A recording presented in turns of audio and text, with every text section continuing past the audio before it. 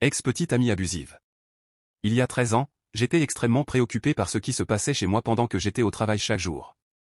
Mon ex-petite amie était mère au foyer avec notre fille de 5 ans à l'époque, car elle était née avec une paralysie cérébrale et avait besoin de soins et d'attention supplémentaires.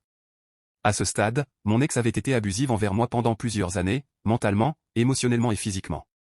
Mais étant plus d'une tête plus grand qu'elle et pesant facilement 80 livres de plus qu'elle, je l'ai simplement accepté et supporté. Cependant, j'ai remarqué que mon ex devenait abusive envers notre fille également. Souvent, je devais me mettre entre mon ex et notre fille pour la protéger, ou la retirer physiquement de notre fille et la repousser. Pendant tout ce temps, mon ex me criait dessus, me frappait à la poitrine et me menaçait. Un jour, mon ex me lançait ses habituelles injures, « Barre-toi. Quand est-ce que tu vas partir? J'en ai fini avec toi.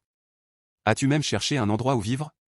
Et un autre travail pour que tu puisses payer mon loyer. » J'étais à bout, alors j'ai dit, « D'accord, je partirai.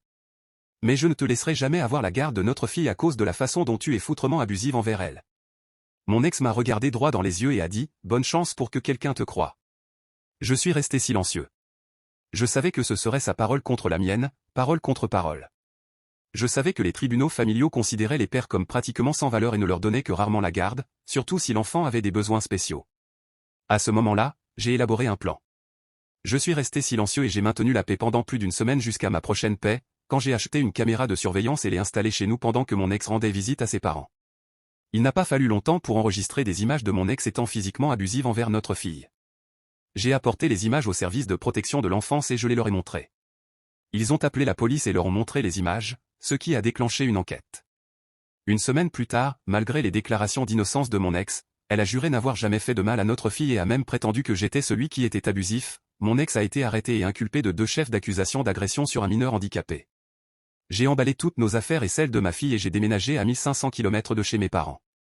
J'ai obtenu la garde exclusive de ma fille et mon ex a été reconnu coupable, et une partie de sa condamnation était l'interdiction de tout contact avec nous pendant 3 ans. Quand les 3 ans ont expiré, mon ex a tenté de rester dans la vie de notre fille en déménageant dans la ville où nous vivions et en ayant des visites supervisées par le tribunal avec notre fille. Cela n'a duré que quelques années, puis mon ex est retourné vivre avec ses parents à 1500 km de distance.